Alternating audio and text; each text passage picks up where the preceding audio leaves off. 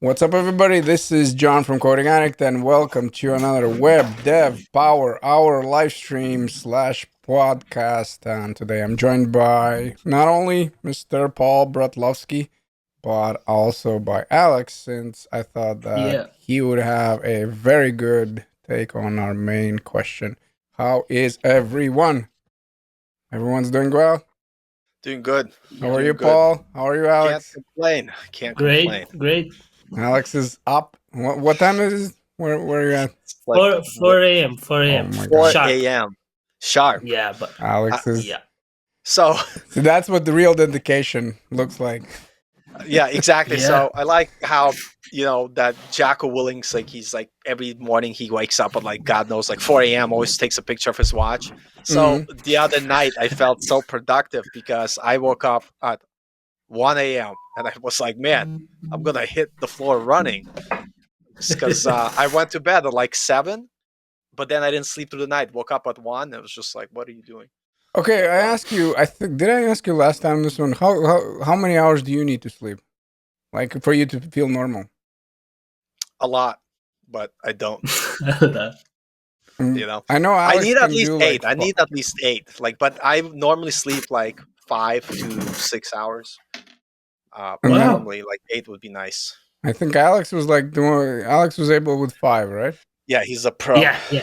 That's I my like 90% full battery. Like 90% battery life is 5 Yeah. hours. 100% is like 6. The yeah. weird thing is when I sleep less, I'm more productive weirdly, but I don't think I could sustain it. Like I'm sure if I did it like 3 days in a row, but like I don't know if it's because I just take my time and I pay more attention to stuff because I'm like paranoid I'm going to do something wrong, but I know for me so it's totally opposite. I'm like yeah. so sluggish with like 6 hours and whatever. Yeah. It's definitely the case. Now where I'm going with this, it's always I think it's funny kind of because I'm waking up early. I'm waking up I try to do sharp 5, but it's more like 5:15. But Yeah. I always find it interesting where every video that talks about how you should wake up early, they kind of leave out for me the most important part is you need to go to bed early too. Yeah. It's not Yeah. like if you're Yeah. like Yeah. getting up at 4. I mean, I know that and that's why I'm very always surprised how Alex can do that. But for me, waking up at 4 would also mean that I would need to go to bed at like 7 or 8.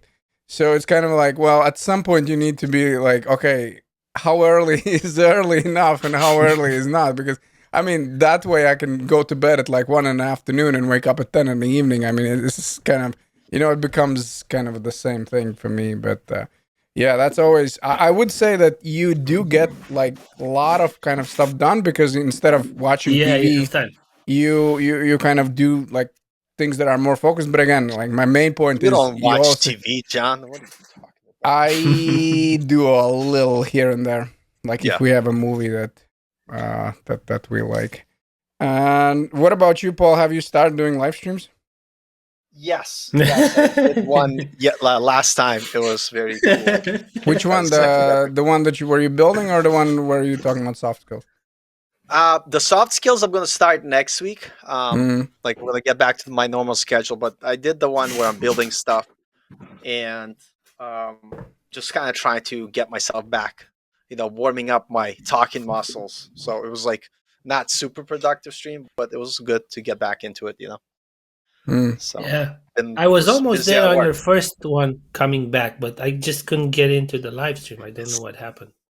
I think I think I I think think what you're trying to say is that I should pay more attention and calling me out. I appreciate it that I made the stream. You know what? It's like this is like what you do. Like if you want to be a jerk on purpose, you like tell everybody how you're gonna have the stream at this time, right? And you get everybody excited, and then like you just make it private on purpose. And so when they Yeah. go and they try to log in, it says private, and it literally Yeah. says stream made private by the owner. And you don't have, so it's like you're like really annoyed. And I think it's my flex, like because I'm so above everybody that I have to do stuff like that, because the little people need to but no, you're I just still completely forgot. I but completely you're still forgot. Like, building that application, or you start a new one with Strappy 4? no, I did Strap before just for the other thing I was doing, but I think I'm gonna keep this one going with Strappy 3 just because I feel like um, my project at work is using Strappy 3, and so I'm going to keep using it as a playground to test new things. But for my next project that I'm going to do is going to be Strappy 4 with probably like Next.js or something. But like I might do something like small, like some basic intro videos. But it was funny because like I'm practically an expert in Strappy 3, and then Strappy 4 comes out, and so now I'm not an expert, and so I had to use Strappy 4. And a lot of things that like you could do easily in Strappy 3, it's like you could also do in Strappy 4, except they're different a bit because they decided to make few changes, especially pertaining to GraphQL, where I mean it makes some differences, but basically in version 3, GraphQL would call your control, like your resolver would directly call your controllers, and so you were able to write a lot of your custom logic in custom controllers because your GraphQL was going to call those. But now they decoupled GraphQL from like the controller logic. So instead, you go one layer deeper. So your GraphQL resolvers call the services directly. So your controllers use services, and then your GraphQL resolvers use services. But in Strappy 3, your resolvers were calling your controllers. And so like in Strappy 3, I did a lot of custom controller code. And if I were to, let's say, change it to Strappy 4, I would have to rewrite a lot of that logic, or at least move it down into the services or make custom resolvers. But I think it's for the best, but it was just kind of interesting because I was like, why is this not working? Didn't you find out? So I mean, I don't I'm think like that daily. Why is this not working? I don't think I need to say this, but I still will. So Paul runs the Coding After 30, and Alex is about to start his YouTube journey. And if you want to put him on a spot, you need to start asking when he's going to start recording the videos. So, No, you gotta. What's his channel name as well? You gotta be like this. Like, when's your PHP course coming out? Like completely random stuff that you have no interest, but people still ask the questions. Hey, when your Fortran? How long did it take your first YouTube video as far as programming, Paul, to record? So the funniest thing, I made like an intro to React. I did it like as a joke. It took me like all of like 10 minutes. It was one of my like first videos. Like it has like the worst thumbnail. I still think it's one of my best ones. And then I haven't been able to kind of, it's like, I feel like when you're not trying to do something, it'll just by accident will be better. And so I get so annoyed when I see it. I'm like, oh, why is it better than like my newest videos? It was like 5 years ago. I know because me and Alex, we had a similar thing where I remember my one specifically. It was intro into HTML and CSS, I believe. And it took me like 3 minute video. It took me like, I believe, half a day. That's a lot of the videos for me. But it's like when I care less, for some reason, I do better job, and that annoys me so much. Yeah, there's I'm not the type of person that. who like doesn't care about like stuff. Like I do care, but if I do something for no reason, it's like, oh my god, it's so good. That's how it happens to me with interviews. Like if I don't care about getting the job, like I always get the job. And then when I dedicate myself like 300%, like I want to work here, this is gonna be so awesome. Then I fail. Yeah, forget it. Yeah, same. My favorite movie is Office Space, and then I had like the most amazing opportunity to work in a corporate job, like selling insurance. And at some point, I literally mentally checked out, and I was like that guy from the Office Space, like did not care. I was like, but it's funny. That's another reason like I like programming because like the culture is, at least like where I worked, is so much different than working like a legit corporate job. Like I don't think like anything like super corporate I would want to do. It just as far as the weekly tips and fails, I have a pretty short one this week. So when you're setting up CSS variable, with hyphen and then whatever property name.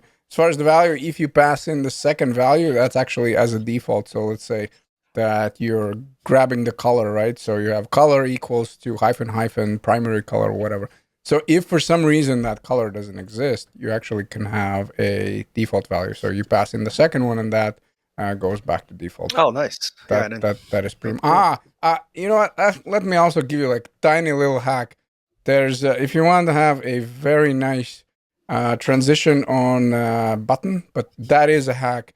Actually, go instead of background as you're hovering. Instead of setting up the background, set up a box shadow. Go all zeros apart from the spread, which is the last value. I believe it's the fourth one, and then set it inset, and then set up the transition on a button, and you'll see that it's a very cool effect where it gradually from the outside kind of color changes to the inside. But again, it's a hack, but it's a very cool one. What about you, Paul? So the first tip I would say, if you're going to go on a live stream and you have scalding hot tea, pay attention. Okay, but another tip, like, it's just more like, you know how excited I was about Tailwind and styled components. I was like super excited. Not as excited as about Strappy, but yes. No, and then like I used it and I was like, no, it's not good. I mean, it has a very narrow, like, I think, use case, because the way that package works, it was like styled Tailwind components npm. It's very limiting in the type of stuff that I'm used to doing if I'm using just blatant like style components, because there's so much flexibility.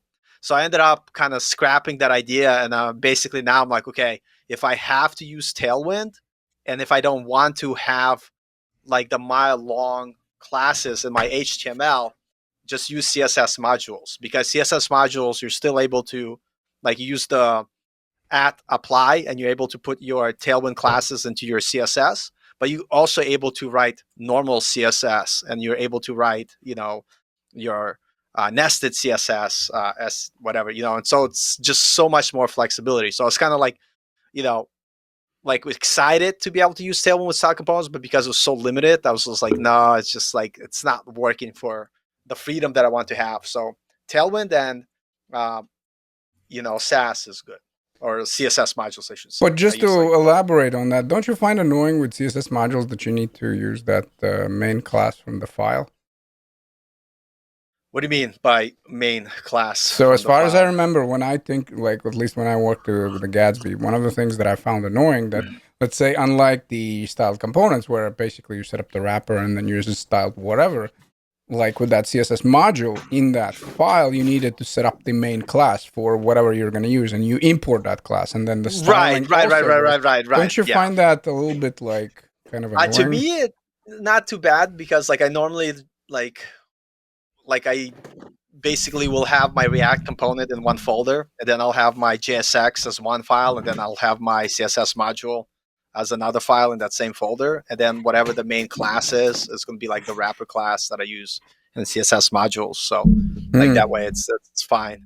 But for me, like I literally most of the time will use style components, but I like how Tailwind looks, and so if I do want to use Tailwind, I would use it by using CSS modules to separate my, you know, or make my at least class naming not be like 10 miles long, because I can't stand it when I look at my HTML and it's like off the screen. It's literally like so many miles away, and it just, to me, it like bothers me.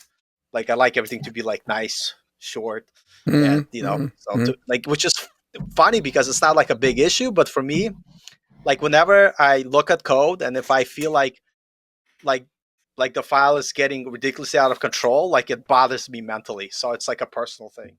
But so I like, maybe I have like no, but I mean everybody has their own preferences. I mean, as you're coding, there's some weird just things that, you know, you're okay. Let's say they would bug you, it doesn't bug me, it bugs somebody. Like this is where totally. That's why I cannot sometimes. I disagree. Like when people just start throwing around, you should do this or you should do that. So much things are depending on the preference that you have and how it looks and everything. So, what about you, Alex? Any hot tips this week? Something I haven't used before and I started using is promise.all, like something that resolves all your promises that so you can avoid that, you know, when you call a function and then it says promise pending. What's coming out of the function is pending. It's really, really annoying. and then you use promise.all, and then everything gets fixed. So that's something that I've started using recently. So it's pretty nice to look into. Mm, mm. Yeah, that's awesome. I remember using that once. And that's the pack. We're talking about package, or we're talking about just using promise.all? No, just promise.all. Oh, It okay. was I thought in I the haven't beginning. used it before. Yeah, that's I'm also like promise.all. I have. I think I was setting up for a tutorial, and there was a use case. I think once when I was yeah. working on a React project, but I don't remember after that having anything that has to do with that. Yeah, the only promises I work with now are like I promise not to eat that cake late at night after 5. But usually I think a wait. I think, This yeah, but Paul, async away just means that you'll just resolve it later. So if you still have the true. cake in True. True. You know what? the fridge, It's true, but it just Kilograms. sounds so much The better, weight will resolve it later. you know. Uh you no, know, I do have. If we're switching promises, to you break promises, if we're but switching to the weight gain theme, then I do have to say that the best approach is not just buying stuff. That's what I've always been yeah, preaching. Because if you do have it, like, you eat look, it. it's that's it. That's pretty Yeah, much Yeah. done. yeah. Okay. One Oh, yeah, let's do it. I was gonna say like a quick pro tip just randomly. I was thinking about it like today because working at my job, there's a lot of stuff that let's say you don't know how to do and it's new to you and like you learn how to do it, you're stuck. But what I also find is that a lot of times, let's say like you're building this massive application and a lot of the stuff that you're doing you're just re-implementing something off like the initial view that you built, and so sometimes it gets like monotonous in terms of like you just using the pattern that you created and you're putting it on this view and this view and this view and this view. And I was kind of thinking that for me, like I was like, man, like I could see how this could get not monotonous, but you just get like kind of used to doing the same old thing that you kind of feel like, oh, I'm getting better because the things that you've done before are easier. And then like I was like thinking, but hey, you're doing the same thing over and over. And I was like, man, I got to make sure that I make time to always try to like when I catch myself doing that to kind of step out of my comfort zone and try something new. And so what I did is I looked at the code that I already wrote and it works. But then I was like, okay, let me see if there's a better way to do what I already did, rather than being like, oh, it's good enough. And I don't know if anybody else like felt that way sometimes, but it's something that I noticed, happening to me. How it's like you kind of get into this groove, and sometimes it's just like I don't know, like I was just randomly thinking about that. Yeah, yeah, but that's one of those things that I read a lot about it in so the same author who I think the book was Deep Work, but he also wrote the yeah, So Good They Can't Grow You and everything, and he's literally talking about that in the studies that has shown that the first you kind of have this it's called, I think, whatever, catch and not catch and run, but basically every time you're being your brain is being forced into learning something and struggling or whatever. The first is just like, okay, let me kind of switch the attention, whatever. That's why every time you sit down and you start doing something, it's like, hey, but maybe I need to check some email, or maybe I need to like, and you literally need to tell your brain like, no, you need to sit here and then yeah, struggle, and then you go through that, because it is the easiest one is to always use the patterns that you already kind of you're familiar to, because you know that there's going to be no struggles. Because I mean, for the most part, every time you start something new, there's a struggle. Sometimes get stuck for like 2-3 hours, and then of course at the end Yeah. of the day, you're like, oh, it's so nice that I learned that stuff. But you're not that keen on like, oh, let me right, see how I can right. struggle with this issue and That's whatever. true. I So had like a interesting fail, which I thought was hilarious because normally I have someone review my code, so I do the PRs and someone else's review it. And now we have a new guy working who's like really really good, but sometimes he asks me to review his code. And lately he's been doing like such a good job that I'm like, yeah, yeah, great, looks good. Just like skim through it, and then he did something and he did it right, except I didn't give him enough information to kind of see how, even though it works, it's going to cause a problem in the whole component. But it's funny because I'm doing a PR. I'm like, oh, that looks good, looks good. Like I commit. And later tonight, like I go to do some work, and like nothing's working. And I'm like, what happened? Like what happened? Then finally I go back and I look at the PR that I approved. I totally messed up. Like I should have paid more attention. And it was kind of funny to me because like it's just like how like you take it like for granted, and then you just make so many assumptions, and just with one click of a button you just break everything. I was just like, damn, pay attention, guys, pay attention. And then what was the solution? So he needed to go back, or you fixed it?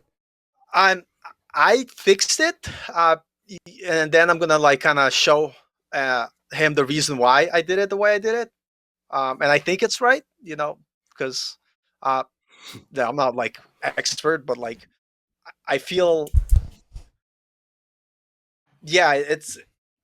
basically the short of it, like I think it's like it would be like a good learning experience, like at least for me to, not even so much for him, but for me to talk about like, hey, this is why I decided to do what I did.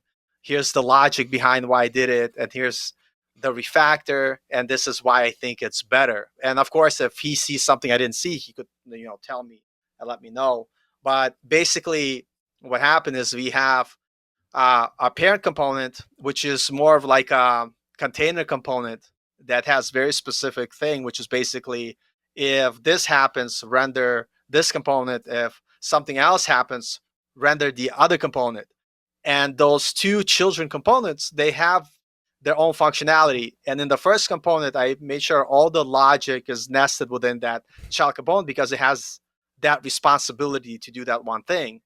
And so I kind of explained, I think I might have done a bad way of explaining, but I wanted him to kind of follow my pattern and make sure that that other child component also encapsulated all that logic. And what he ended up doing is he moved all the logic and wrote it in the parent component, which only had like one job basically, and didn't need that extra logic. And what happened, it broke the way that component worked. But you couldn't like catch it right away because like you had to test both cases. Like if this happens when it renders the first component, it should work.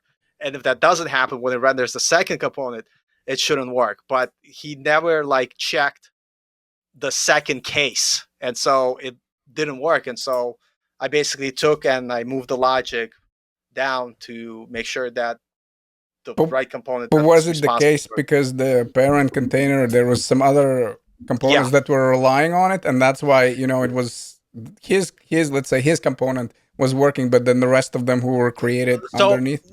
yeah. So what happened is that that's a wrap. Like there was a wrapper component that basically has two children, and basically the only thing it does, if you're a type of user that's a portfolio manager, it will show you the portfolio manager component. If you're a team member, it'll show you a team member.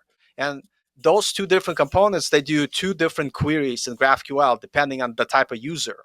And so what he had done, he moved a bunch of logic to the parent component and he did a query, and it basically favored his component because that's the one he was working. So even though the logic was right, because that logic was in the parent component, it never got to the second component because it always fired like his case.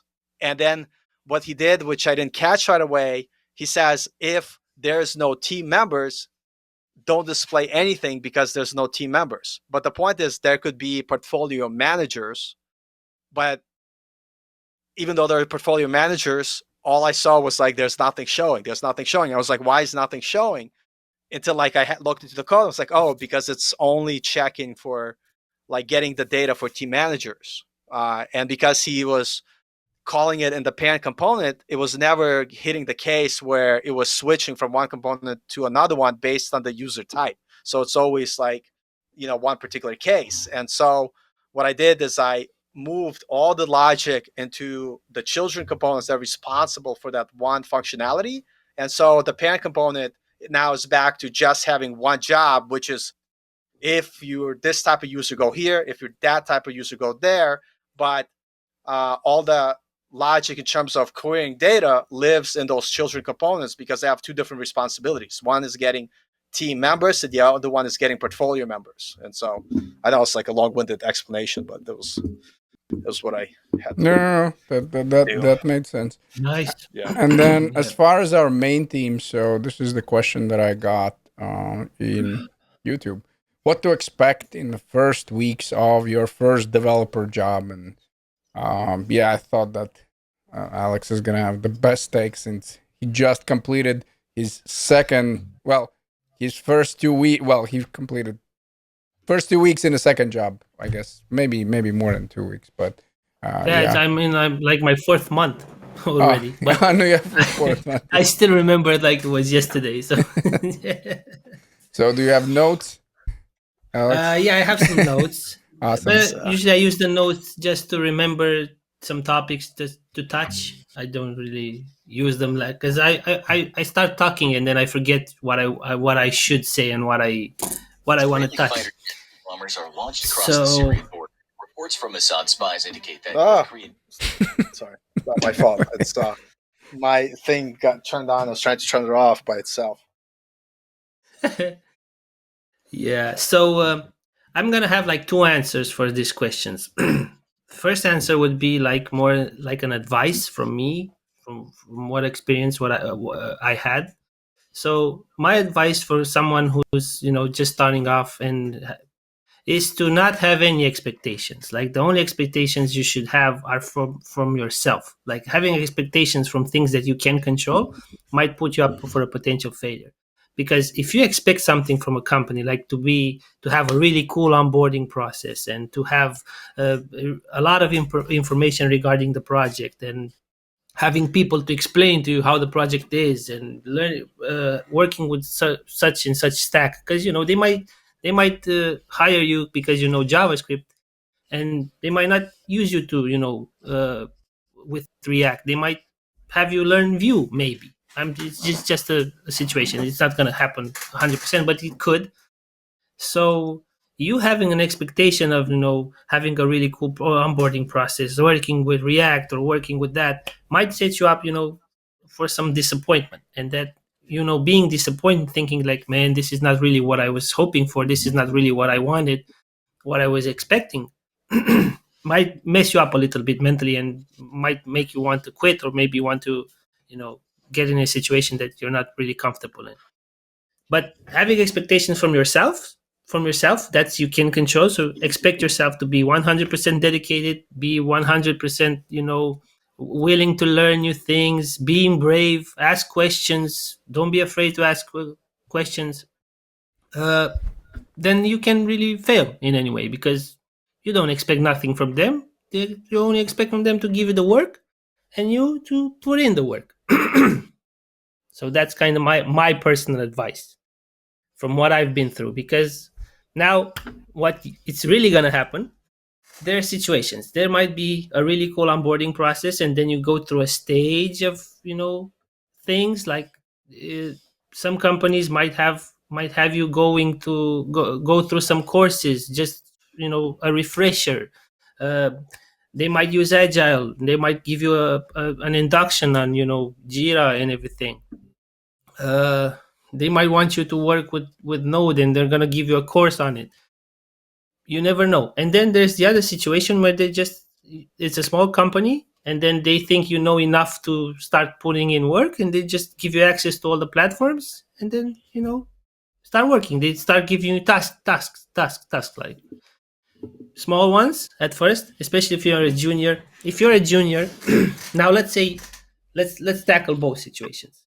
If you're a junior, start in a bigger tech company, and they have all this cool onboarding process. The way it's gonna be, first 2 weeks are mostly access to all the platforms, because they use a lot of platforms. They probably 100% gonna use Agile and Jira, so they're gonna give you access to that, and it takes a little while. Then they give you access to GitHub, and it because there's someone responsible for that, and it takes a little. It's not happening like in an hour or two. It takes a few days to maybe a week. And then when you have access to everything, then you have access to the project. And then depending on your experience and on how they on the interview, you start with small tasks, because you're gonna probably mostly gonna work on a big project. Like when I see a big project, it's huge. So it takes you a little to just It's even to not start it. just to give you a picture. It's bigger than your traditional to-do app. For everyone Yeah, who's wondering, it's a little bit bigger, like yeah, 100%. like 100,000 lines code bigger. But Yeah, yeah, it's yeah. a little bit bigger. It's not that Yeah, bad. It only yeah. will take 2 weeks to know where in the Start code it. you're going to be working. Yeah, I think it takes You know, like I would say it like I think it takes like 2 days just to get comfortable with being uncomfortable. You know, yeah, yeah, understanding that you're like, look, there's this sea of code that I'll definitely never understand, but okay, I need to somehow work with it, and I need to kind of just I wouldn't even call it swimming. It's more like okay, yeah. I Just kind feeling it of out. like walking around the room like Yeah, with eyes closed but with hands yeah. kind of there. I think What's that's funny, like my excuse was when I was at my first job, it's like the boss is like, you haven't done anything. What the hell are you doing? I'm like, oh, I'm familiarizing myself with the code base because I want to make sure that if I make changes, I do it in the right place. And I use it as an excuse because I was like really unproductive, getting stuck, but I wanted to feel like I'm productive. So it's like, I'm like, yeah, I'm like looking through the code. The funny thing is, this other guy who got started, and I already had like there's one guy who was a senior developer. For some reason, he liked me. So he would kind of like, whenever I do something wrong, he would never say I did it wrong. He'd be like, oh, you're on the right track, but you did not make the changes in the proper place in the code base because we have all these like, base components that we use everywhere else. So if you're going to make changes, you got to do the changes in the, base components. And so I was like, okay, that's good to know. It's good to know. And so he would give me all these tips, right? And then when somebody else would start working on it, like they'll make the changes in like this, they'll make the same mistakes I made, right? And then instead of being to them like, oh no, it's okay, like, we have these base components, like exactly the way he took his time to explain to me, he'd be like, what the hell are you doing? It's totally wrong. Why can't you be like Paul doesn't do stuff like that. He doesn't go into like the whatever component that he works in the base level components because he understands that's where the most is. And I'm like sitting there, I'm like, oh my god, these people are gonna hate me because I made the exact same mistake. And for some reason, maybe because I was like nicer to you, like you just liked me as a person, and you were, and so like no matter what mess ups I had, he always spoke like highly of me, which like was actually really stressful because I'm like, someone's gonna catch on and those people are are the not gonna worst like ones. me. I can Yeah. honestly say yeah, that on any level, personal level or professional level, I think. I mean, again, depending on a scale here, but I think I'd rather be, like on a bad side somewhere, or let's say being as an example of doing something bad than good. I think I'm more uncomfortable when someone's like, "Look at him, he's doing," and then you're like, "Oh my god," just like those people are Yeah. just not gonna like me at all because of that. So yeah. yeah. Uh, Okay, so we're not It's not. trying It's to. not good. It's not good when the boss is complimenting you for stuff that other people are messing up in front of everyone Yeah, Yeah. no, Yeah. it's because you're probably doing it right. something that could have. There's that saying that you should what? Um, wait, I always want to say those sayings, but I always forget about them. But basically, that you should criticize in private and then Mm. and then Yeah. Not encourage, but give praise in yeah, public. in Yeah. public, Yeah. yeah. Yeah. There's that one Yeah. and all that. Was there anything else, Alex, that you wanted to add? No. I'll But I'll for think of but things. but for both of you, like pretty much the first job was the kind of the worst one. If you compare the two jobs. It wasn't really worst, but it wasn't like As that far as to prove. onboarding. Yeah. As far as onboarding, they just throw me into the trenches. Like, okay, this is what you have Mm. to Same do. with my job. Start doing it. Listen, yeah, that's kind of nuts. And I think you get that a lot if you go with smaller companies because they Yeah. literally expect you to wear many hats for a lot of different things you're doing. So it's not even they're trying to be mean to you. It's just like they're like, look, like this, we have a small team. So if you could pick up the slack and do some additional work here, like even like the new hire that we got at my company, like right away, not because I want him to replace me or anything, but I'm like, hey, let's go over the backend code because it's still JavaScript. And once you understand where things sit, you could kind of help us out just because we have a lot of work.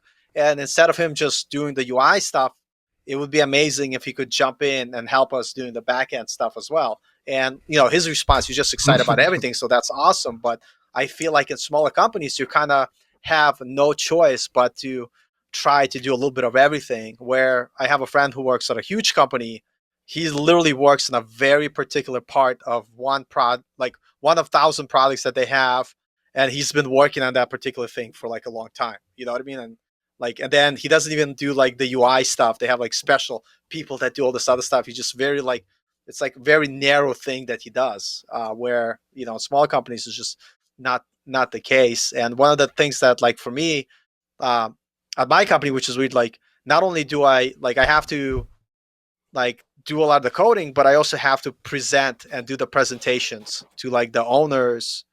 And nice. based on my presentation, like, they're like, okay, they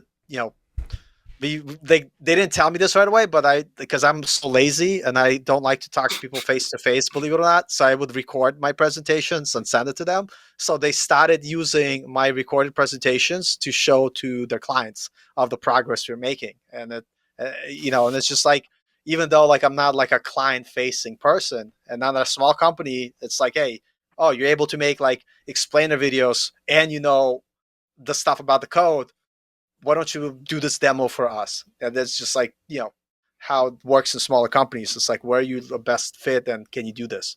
But I'm yet to work at a big company, so I don't know what big companies work like. So we have Well, two. basically, it's the opposite. At a big company, you stick to your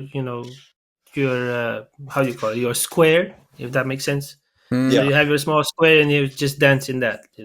As a junior, I'm saying, as a junior, because Yeah. So when I was basically what you're go ahead. saying, at big companies, you have more time to watch YouTube. Gotcha. Got it. No, not I'm really. kidding. No. I'm kidding. I I'm wish. kidding. I I'm wish. kidding. I wish. That's how I could tell if Yeah. someone's getting paid the most, is like if they watch a more YouTube video. I'm like, because like I know some people who are like high up there, and I'm like, how much do you actually work? Like, you must be like, it's like 8 hour day. It's like I work 2 hours, and it's enough. I'm like, This is there is something to be said about that, because I know uh personally some instances, and I'm not gonna name the people, I'm not gonna name the companies or yeah, anything like that, but some people that earn very good money, and yet they spend a lot of their day actually yeah, playing YouTube, games. yeah, yeah. And yeah, so that's not like, it's not unusual. It's not unusual, and I guess that is one of those, like, remember we had few live streams ago where you working for the company versus working for yourself. And again, we're not opening that kind of worms again. This is not one versus the other, but this is something you kind of do when you work for your own, because this is your, Yeah, like, yeah, you kind yeah. of You're like, either Yeah. if you don't do it, then don't do it. I mean, doesn't nothing stops you from waking up every morning and then playing video games, but you're not getting paid for it. As far as this is a little bit different situation. But at the same time, like, I do see a little bit of how that might happen. Is that part of their day they're literally spending thinking about the problem, and then once the solution is clear in their mind, they're just able to code it like in 2 hours to get it done. Because I find myself, like, I try to work, like, obviously right now I'm at a level where I have to work all the time, so, and I enjoy coding, but a lot of times after work I'll go for a walk, I'll take a shower, like, I'll lay down, I'll watch some Netflix, some YouTube, and then the next day, my mind had time to kind of make sense on a subconscious level, I'm assuming, of what I was doing. And all of a sudden, like, I'll have this moment, kind of like in writing, you have like free writing where you just stuff just comes out and you're able to write everything so well, like the writer's high, or I don't know what the hell you call it. But I'll have that in coding where in like half an hour I'll do more work than I've done in like past like 4 hours. And I'm like, oh my God, like, where did it come from? And the only thing I could say is that I had enough time to think about it, and throughout my day, because it's not like you could stop thinking. If you have, at least for me, like, if there's a problem, I'm Yeah. constantly thinking No. about the solution. It's like the weirdest thing ever. And so a lot of Yeah. the Yeah. most solutions that I get for work come off hours, like at random times. Well, but there's also something to be said that of course, the people who are in higher up positions, they deal with different issues. Yeah, That 100%. Yeah. somebody Yeah. coming in, they're not gonna, like, all of a sudden just fix that. Like, I remember I think my wife was telling me that. I mean, of course, now I think he left the job altogether. But for example, I mean, a little bit like a random example, but Jeff Bezos, yeah, by the end of it, he had a pretty interesting schedule where he's like, "Look, I sleep 8-9 hours. I wake up. I make 3-4 decisions. Three decisions. Yeah, he I saw needs to that. just make that, and then and then the rest of the day he does I don't know what, but it's definitely not. He's not sitting down and just But He goes to space, and but that's a good point, because a lot of people that I do know who work at like a higher level positions, they're usually in some sort of like managing, or they make decisions that for them or for someone who doesn't understand it, it might like it's like, oh, you just like thought about it for 2 minutes and you made a decision. But that decision they make, sets this whole impacts like a impact like lot so of many things. people, everything, and those yeah. people, they produce like, and what the funny part is, like, you need those people to make those decisions, and the fact they're able to make them so fast is because they have the experience and they know, where for me it might take me days to like think about it, like figure stuff out, where for them they're like already know, they're like, okay, just do this. And that's why no one will be on their case, whatever they do for the remaining of the day. If Exactly. you can make those decisions, if the train is moving, if there's no hiccups and whatever, no one like literally cares. And this was something also very interesting for me, where I was watching on Front End Masters a course, and that was a senior developer over there, and he said that the biggest difference, kind of the way he sees about senior developer, that you already at looking at like the kind of application level like things, like how it's going to be 10 years or whatever from now. You're not talking about the like that smallest piece of code. He's like, if you're just dealing with that, it's still like, to him, like junior. He's a junior, yeah. But when you're talking about like how the whole application is going to be, and where it's, how it's going to be, the styling and whatever, the whole entire thing, that's like makes you that senior and all that. So I had a funny story with one of my friends, like the company that I used to work for. They kind of hired him as a consultant, and he came in and he basically kind of did the talk, and then he found one thing that's going to be an issue, and he just like, listen, guys, if you don't fix this issue, it's going to cause you big problems, especially you have multiple users in different countries, blah blah blah blah blah, and it had to do with like the way they represent time versus like using like UTC time versus using like the server time, which is local to where your server is, which would not be good. And also same case for different type of currencies. And he like said it, and they're like, no, it's not going to be a problem. They were like arguing with him, and he was like, look, like, and they're like, literally told him, you come here for 5 minutes, they're charging so much money, you tell us this one thing, like that took you 5 minutes to tell us. What, you don't think we know this? Like, and the funny thing was, 5 months afterwards, when the application got a little bit bigger, when they started like going through the deployment phase, they actually had the exact problems that he talked about.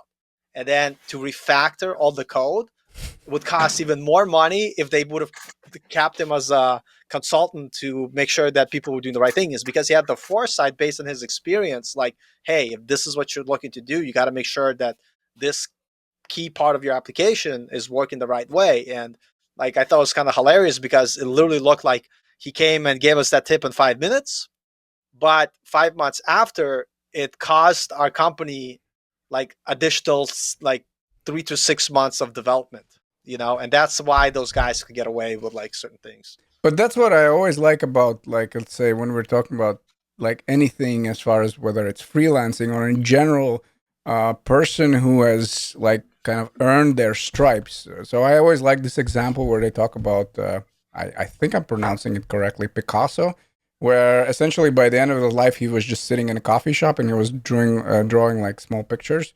And some lady comes in and she's like, how much you're going to charge for this one? He's like throwing it out in the garbage or whatever.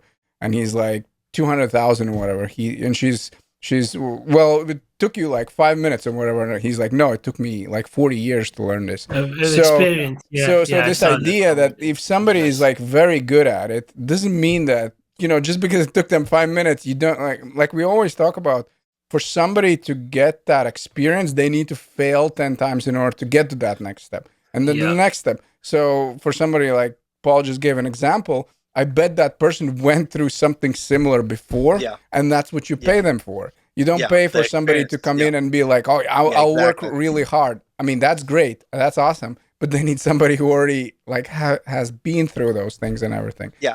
And I think like yeah. you probably were going to call it out, but I think Jake Smith has an excellent question. Yep. He says, Alex, what happens if they give you a task and you can't complete it or get stuck? So, Alex, you could tackle this one first, and then like I have a lot of experience with this, and you know, it's a very good question and very important Yeah. question.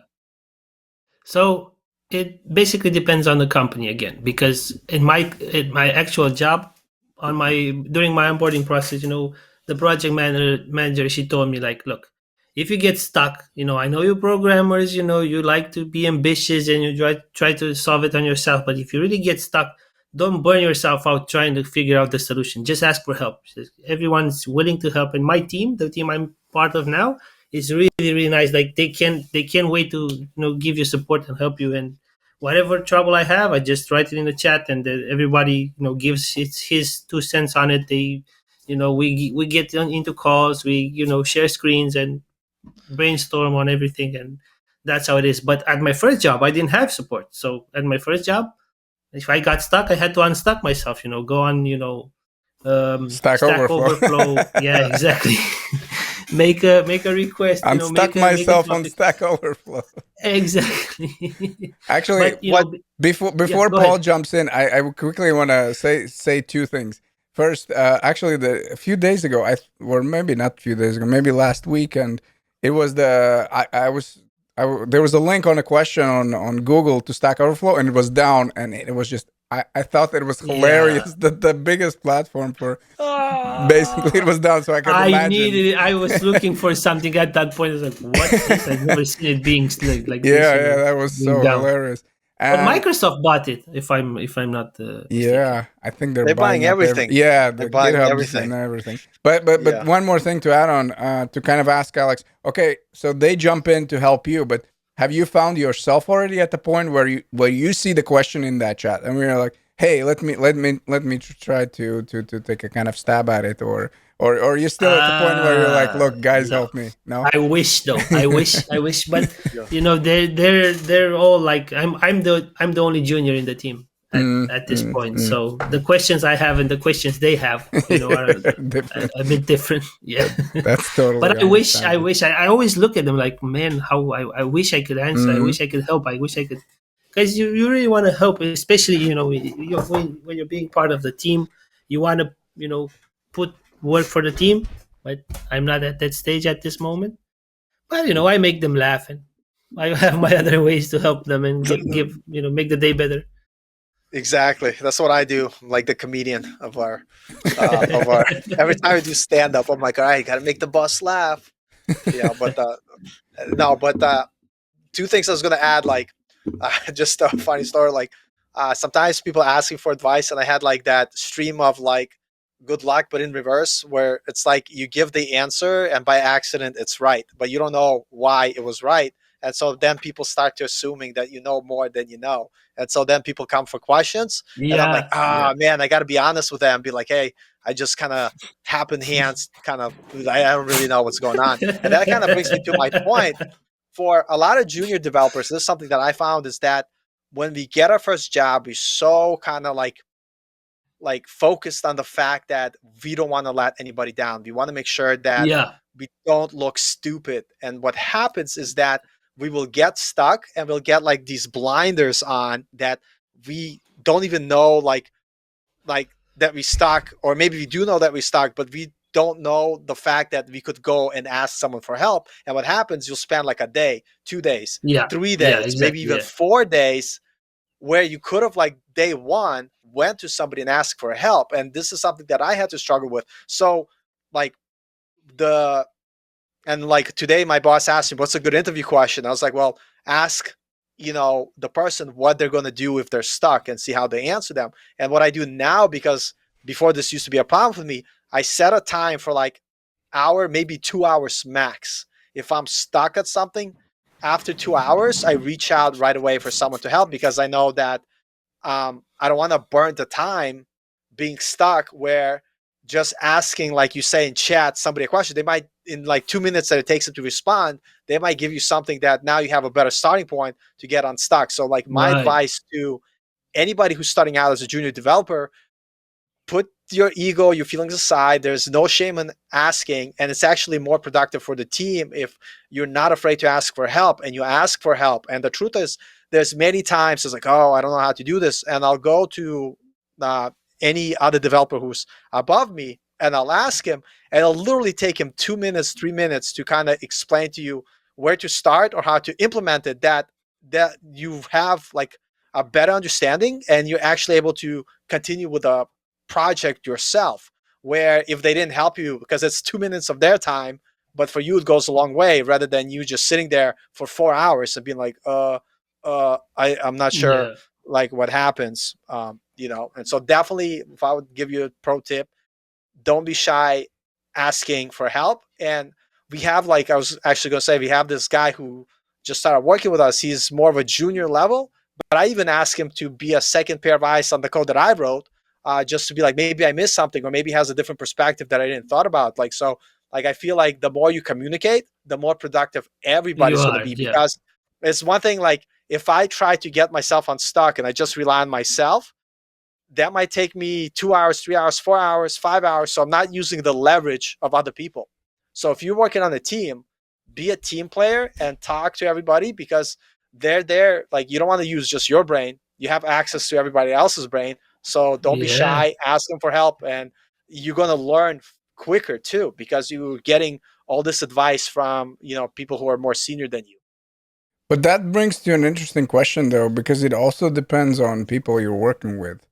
Because Yeah. Of course. Yeah. Alex just like gave a good example in his first company where he wasn't like where he had to literally do it himself to get unstuck. And second thing, there is this, in my opinion, idiotic concept of that 10 times programmer, that 10x programmer, and I think it stands for everything not to be, because like Yeah. I I I I also think that it's more like they kind of, I don't think they're an awesome team player.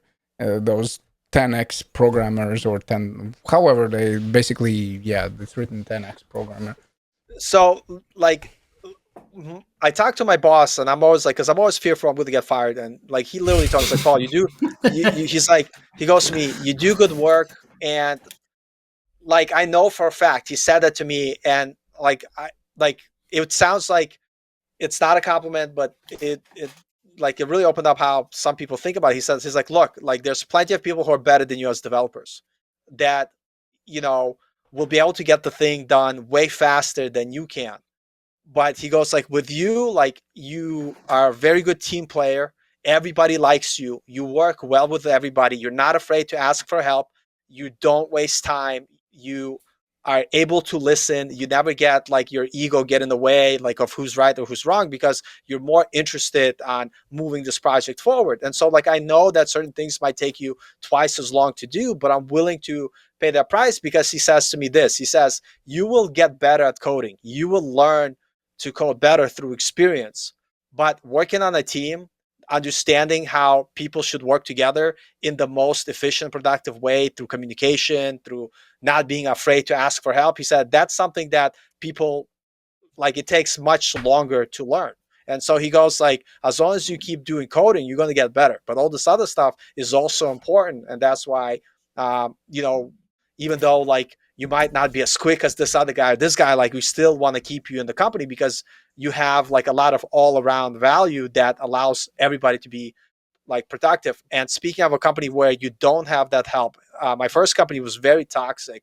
And I was always nice to everybody. And what happens, like eventually, like somebody will help you. But even if they don't, that's where you go and like join Discord, talk to people, like make friends out. Like, I think that's something that I took for granted because it was available to me. But I had other friends who were developers, and so it constantly would like talk to them about like issues that I was having. And so if you can't get that at your job, um, try to join a community out of your job, and then Yeah. look for other Definitely. jobs. So as quickly as you could get another job, just leave. That's another mistake I made. I stayed at one company for way too long, where I should have left because it was like very toxic.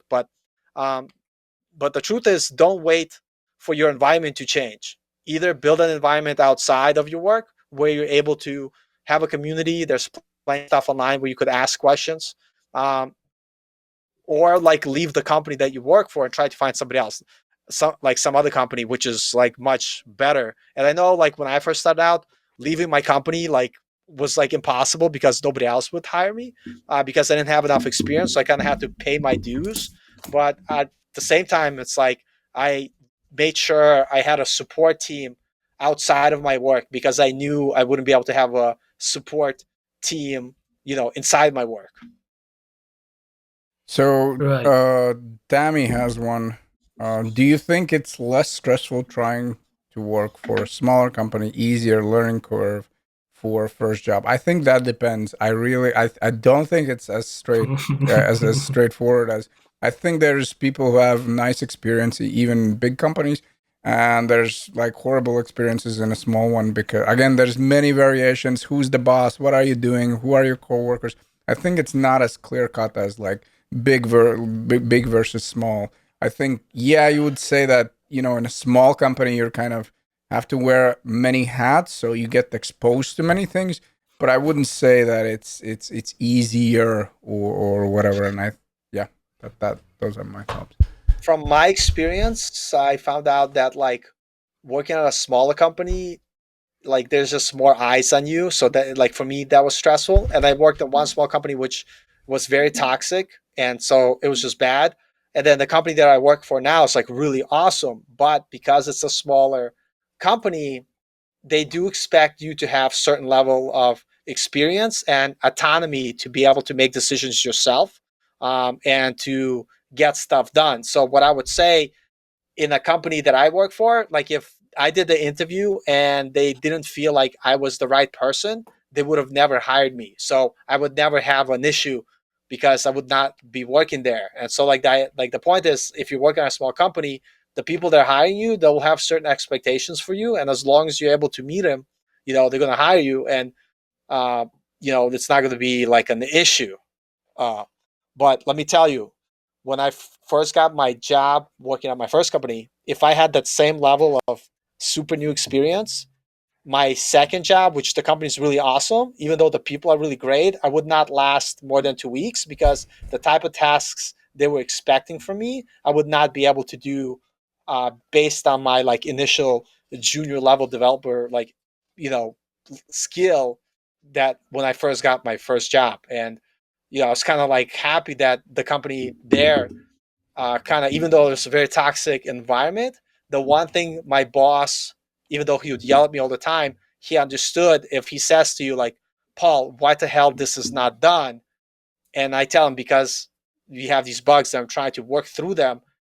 Even though he's not happy, he understands the reality that sometimes things take time and sometimes you can't foresee. So he was like happy enough with the fact that, okay, as long as you're being productive and not wasting time, like it's all right. You know what I mean? But I But feel for me, yeah, go sorry, ahead. just to jump on that. But how long would Yeah. you say is kind of useful to stay like because like, and here's where I'm going with this. I similar to you. I think one of the like in my opinion one of the worst decisions that I make previously in the previous jobs that there were certain jobs where I just stayed too long, and looking back, the moment when I was like enough is enough, actually good things happen, and Yeah. that's where I'm going with this. Where like you kind of need to draw that line, like okay, so Yeah. half a year, like how much would So you say? I would say half a year to a year. Like if you're working somewhere for more than a Yeah. year, like you have to kind of figure something out. Like the company that I'm working for now, like the only reason I would like stay at this company, it's because the pay is good enough that I'm happy with it. And for me leaving and knowing that I might work with somebody who's not a school or awesome, like I'll be like, like that's tough, like pill to swallow. But it's because I really like the people I work for, like to a point where it's like they're really awesome. And if that wasn't the case, though, I would have left like, you know, 6 months to a year because I made a mistake at my last company, worked there for a year and a half, and I didn't get a raise at all for that whole year and a half. And it's just sometimes like people are stingy. And then also, I learned this from my previous job when I used to sell insurance. I used to work for this huge company, and people would go there, they would work there 3 months, they would leave to another company, and the pay raise they got from leaving and getting hired somewhere else was way more significant than they would have got staying at the same company. And the same people that left working for our competitors, they would come back like 6 months later and they would be like 2-3 levels higher at pay rate than I was, Yeah, like working that at the same happens a lot. company. And that's typical and that's normal. And so what I would say is that if you're starting out as a junior developer, this is what I would say to you guys. And I'm still on my journey, so like I don't want people to like know like, oh, this is 100% how it works. But for me, it's like, look, you could go from year 1 to year 5 to a point where you're making close to 100K a year as a developer. So if you want to make sure that you're on that trajectory, every 6 months to a year, you have to switch jobs. And then, you're going to get to that goal much quicker than just staying at one company. And it's not even like the company's fault. It's just in most places, and people could correct me if I'm wrong, but you get bigger pay jumps by switching companies rather than staying at Yeah, the same company you work for. And unfortunately, that's like most of the time is the fact. yeah. But regarding, I wanna go back a little bit to Tammy's question. Regarding the stress level, I think the stress level is the same whether you work for a small company or a big company, because the way you learn is by failing. So you'll be Yeah, failing in both situations, and you have to sure. ask for help and have to consume yourself trying to find out the answer. So failure is in both cases. So the stress level, I think it's the same, whether in where you thinking where you have help or not. Like if you have help, if you at a small company you don't have help or a lot of help, then you'll get a little bit more stressful. Whether in a bigger company you have a team behind you and they'll support you and help you in any situation. But they could be jerks and they couldn't help or don't want to help you, or I want to ask them questions. So it really depends on the company, but the stress level, I think, is the same in both situations. So Tammy also had another question that says, so switching jobs every 6 months, doesn't it look like you are unstable job hopper? And I think that might have been the case like back in the day where most people worked before at places for a programming long, long. before programming Yeah, before programming. But I had actually someone tell me like what I did an interview, and I was at my job for a year and a half, and they're like, you've been at this company for a year and a half and you're still at the same level developer. And they're almost like kind of implying that like, what's wrong with you? Like, how come you didn't make progress at this company, that your title is different? And I can't tell them like my boss was a jerk. You know what I mean? I can't say And that. And his so like, name is. yeah. And so it's Yeah. like, but at the same time, like, I sympathize with my boss, like my ex-boss, because he had to run the company. And at the end of the day, if the company fails, it's all on him. But the point that I'm trying to say is that if you're at a company somewhere for a year, 2 years, 3 years, and you haven't made those jumps that you planned for yourself, like to like intermediate level developer, senior developer, people are going to think like, what's wrong with you? Like, why are you still at the same level? Because most people I talk to, like, they say that you could get to senior level development within like 3 to 5 years. And that's what, like, to me, like, I'm always like, okay, that should be a goal. So if I'm spending time at a company and I don't feel like I'm making that progress, I got to switch. I got to go somewhere else. Because you kind of have to push your progress forward. You don't want to be there for 10 years and still be like mid-level developer, because it's not fair to like yourself or everybody. It's just, you got to do what you got to do. So we have here Right. one from. I'm sorry, Alex. Did you have something No, no, to? no, no, no. I was approving what Paul was saying. I Uh, said, yeah, right. so we have one. Does anyone know why to hide your API keys on the front end? And that kind of comes down for me, like how important is that key? So if you're talking about, let's say, uh, like weather API and whatever, I wouldn't say that. I mean, again, I have. It's gonna be pretty much open because as far as like, why would you set up a function that hides it? I don't know. I probably wouldn't set up the serverless function to hide the weather API key. Where I would hide it, let's say Airtable API, because that key controls pretty much everything. If somebody gets the key, and again, when you're using .env in the React application, it doesn't hide anything. It's just you use it, but it's still in your code base. So, A, you can take a look at it in the network requests for starters. And then second, Yeah. if you just go through the source code, you can always find it. and that's when you would set up a serverless function, like for the basic part. Okay, if you can set up your own server with Express, I mean that's a total different thing. But as far as if you don't want to leave your front end, you could set up the serverless function. So that one will run only on the server, so no one like technically is gonna have access to it. And then from the front end, you make a request to that serverless function, to that endpoint, and then it communicates to that service. And again, why would I want to do that? If you have a service where API key controls everything. So again, in the Airtable one, if somebody gets your key, they can wipe your data. You can do whatever they want. So that's when I would draw the line. If it's just fetching data as, just viewing it, again, depends. If it's something really sensitive, it's one thing. If it's like your projects that you're building for the whatever portfolio, I mean, I a lot of things, like let's say Contentful gives this API key that you can only read data, and that one is sitting on my GitHub. I'm not really securing it in any way. So what do you guys think? Yeah, I think you covered it pretty good. Yeah, exactly. Yeah. Awesome. No, I'm trying to defer all the security stuff because it's not like it's its own like complex topic. There's like I feel like there's so much stuff to learn, and the more I start like working with like backend, I'm like, oh goodness, you got to make sure that you keep yourself safe by making sure that you're not only doing client-side validation, but you're also actually all that other stuff happens on the server because client-side anything that's doesn't mean anything. Yeah, no, that one was big surprise for me, actually. I always, like in the beginning, I did think that as far as React, that you hide those keys. And even when I was reading on a docs, I was like, well, why would you make it available if you cannot really like store anything secret there at the end of the day anyway?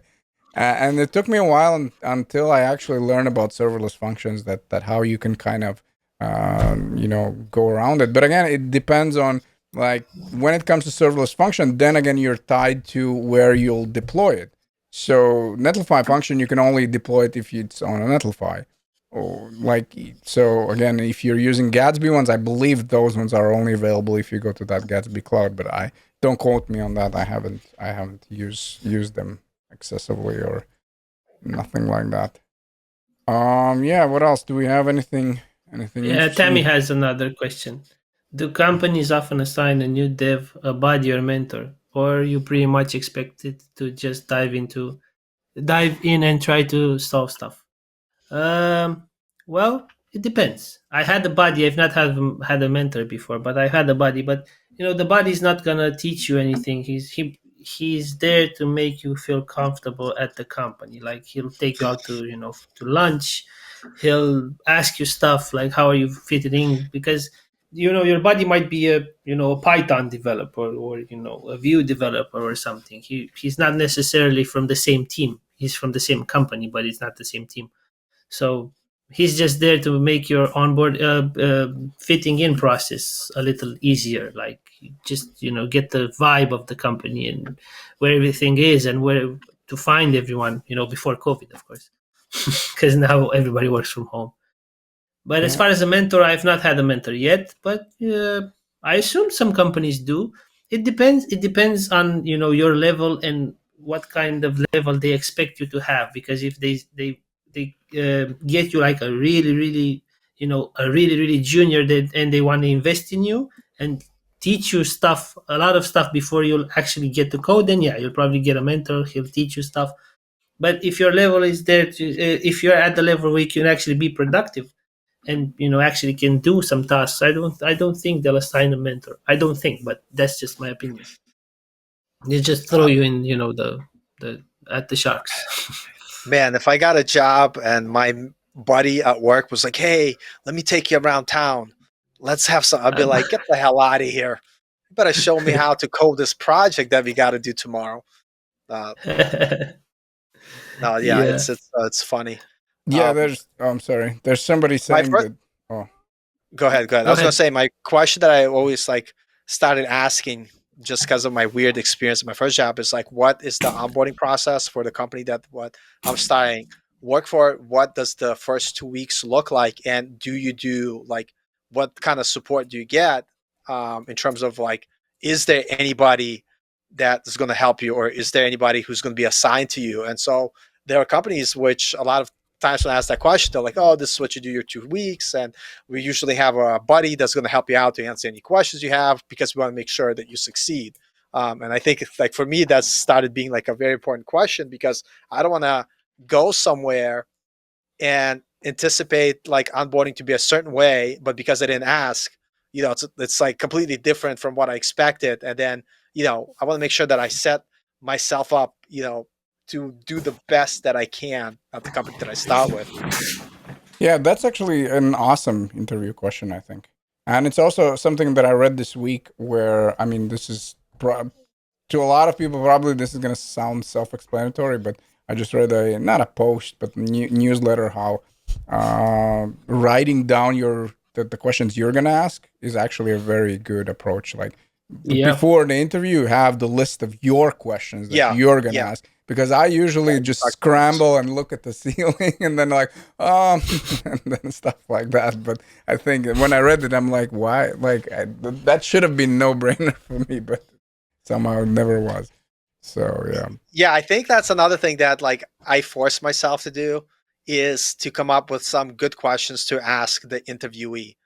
And is that during the interview or before? Yeah, no, during the interview. And my logic behind that is weird because I'm kind of crazy, but here's my logic. And this is completely out there. Might as well put your tinfoil hat on, guys. Get ready for this one. But here's the thing. If I go to the interview and I don't have any questions, guess who's doing most of the talking?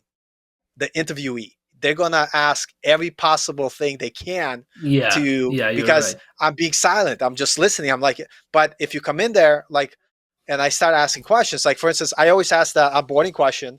That takes like 15 minutes to answer. I'm not saying anything, but it's just 15 minutes. I don't have to answer like weird stuff.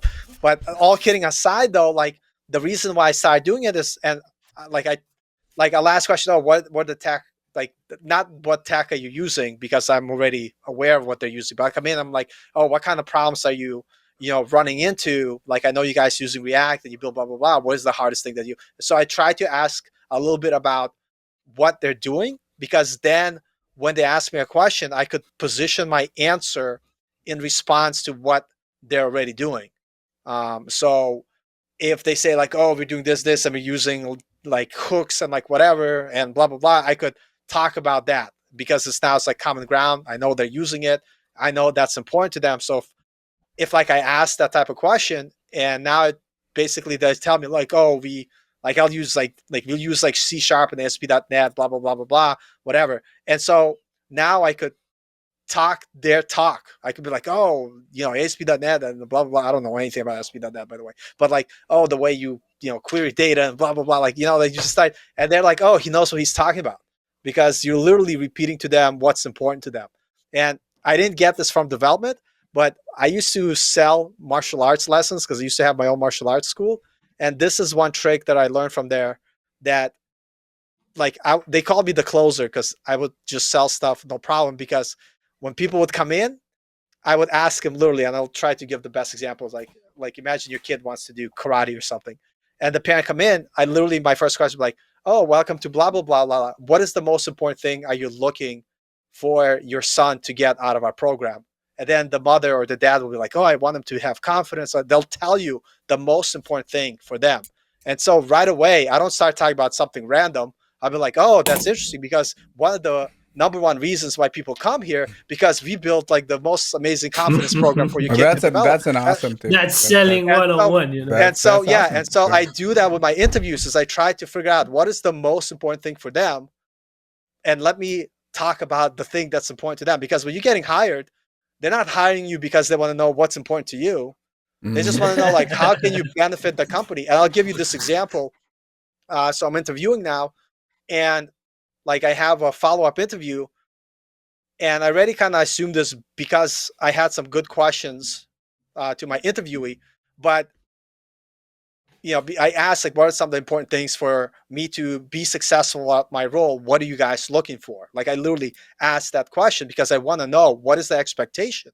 because first of all, know that I could meet it, and number two, I want to know what I could offer them at the company. And so, based on my previous interview, like the guy like emailed me and he's like, hey, like, blah blah, like, just so you know, we want to know what things can you bring to the table to kind of stand out at our company in terms of showing us that you're the right fit for our job. And so imagine if I didn't ask what is important to them and I didn't know what that answer is, I wouldn't even know where to start to give them a solution. And so, like, you have to understand, kind of what the company does, what are their goals, so you could see how you could position yourself based on your strengths within that company. And when you have that conversation, I think, with people, like, I think they also see, like, he's like, he's tried, like, he's actively looking to figure out how to, like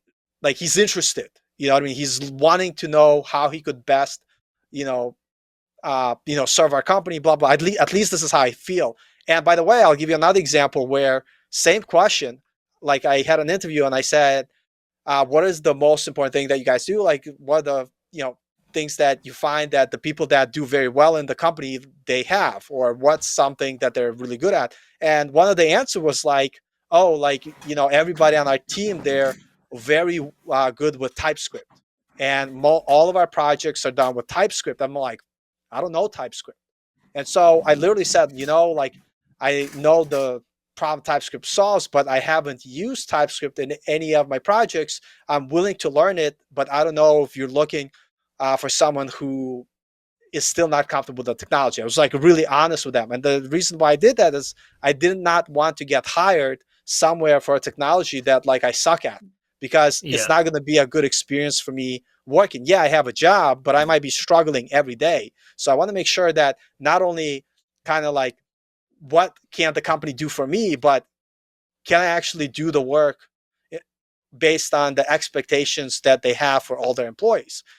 And that's where I feel like when people have, bad or good experience with jobs, I think it's mostly because of they did not have the right expectations in terms of either they had for the company or the company didn't set the right expectations for them. So when they went there, they expected one thing but totally got another. And I think that's where the mismatch happens. So if you set clear expectations and and you kind of able to talk about that, you're going to have a much nicer experience, not only getting hired, but, knowing that the job that you got, you're actually able to do.